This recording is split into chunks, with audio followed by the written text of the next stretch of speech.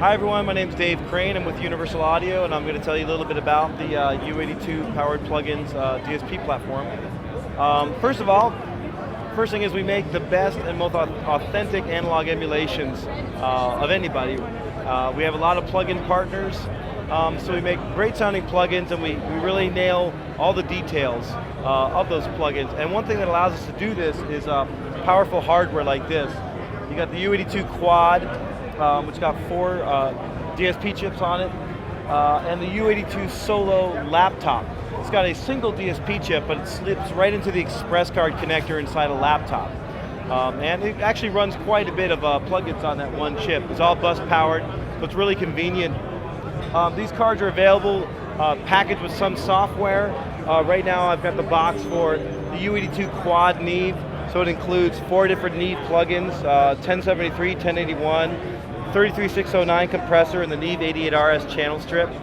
So you buy this, you get the plugin, you get the card as well, and the software. Or you can just buy a card by itself and you get the software on our online store. So we have a wide selection of plugins, anywhere from $79 to $299. So really well priced, but they're really authentic emulations of great analog gear that you can find all over the trade show floor. Right now I'm standing here in front of our channel strip rack. We have the 6176 and the LA610. Basically these are both tube mic preamps. They have the same 2610 preamp. It's got low and high shelf EQs. You've got guitar input like high Z and line input. You've got variable impedance mics, 2 different levels. So you can really crank the gain and get a little bit of tube saturation.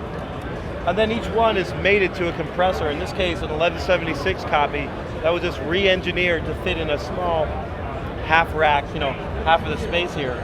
So it's a true 1176, sounds identical to an 1176 that you might find in like a full 2-rack space. This one's married to an LA2A type compressor. So it's basically the very simple gain, peak reduction and gain. Very simple to use, great for vocals and bass. Of course, no attack or release controls. It's not going to work on everything, but the nice thing is it's so simple to use. And things with slower attacks and release like bass, maybe guitars, acoustic guitars and vocals, it's just beautiful. This one also, you can patch directly into the compressor and this preamp separately. So you can use this preamp on a completely different source and use this on something completely different. You can mix down through this while you're recording or doing something with that. This one doesn't have that connectivity, but we did that to save, bring it to a price point that was a little easier for people to manage. So it doesn't have quite the connectivity, but it's still a great sounding unit. Now I'm at our microphone preamplifier station, and here's the 610 preamp, which I just explained. Same preamp that goes in the other 2 units, the 6176 and the LA610. But down here is our newest preamp. It's called the Finity. And like our other preamps, you have a gain, you have a level, like an output level, but something that's very unique is the transistor to tube blending. So you can get anything in between 100% tube, 100% solid state, and anything in between. And there's a lot of gain on this unit too. So one thing personally I like to use it for is I go direct into it with my guitar, really get a lot of gain, just get a little bit of tube distortion, and then send that to a guitar effects processor where I use it as an amp simulator. And it just that extra tube gain really makes it feel like a real amp. Because you're getting a little distortion on the front end, some real high-end sparkle. But for microphones, when you're recording drums, you might want to get a little bit more of the transistor side to catch those fast transients, or soften things up by going to the tube side. So this is a great sounding preamp. There's 2 here racked up. It's normally a half rack space, and they're available right now. Over here is our compressor rack.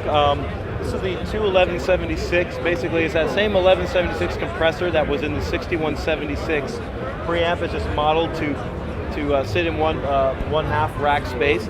So it's stereo. They're linkable. They have a lot of matched components, so they're going to be as close as possible to their compression curves and basically the way they react. And down here is the LA3A. This is a total 100% recreation of the original LA3A that Universal Audio made many years ago. There's 2 here racked up.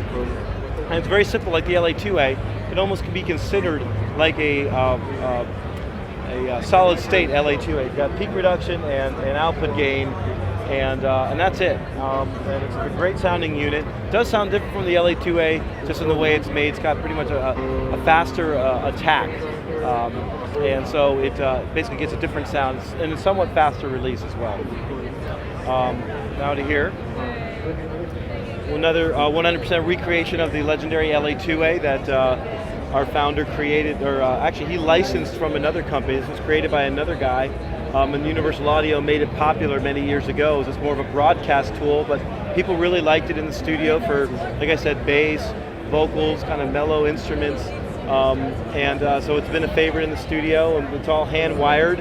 I can't open it up right now, but everyone at UA, we have a crew of people that do point-to-point wiring, really precision stuff. And of course, the 1176, it really put UA on the map many years ago. The same compressor, like I said, the 6176 and the 21176, but this is the full version, made exactly how they were made in the day, and it's very simple: input, output, attack, and release. So this is our collection of UA classics that are made in the United States, in Scotts Valley, California, and these are all available right now.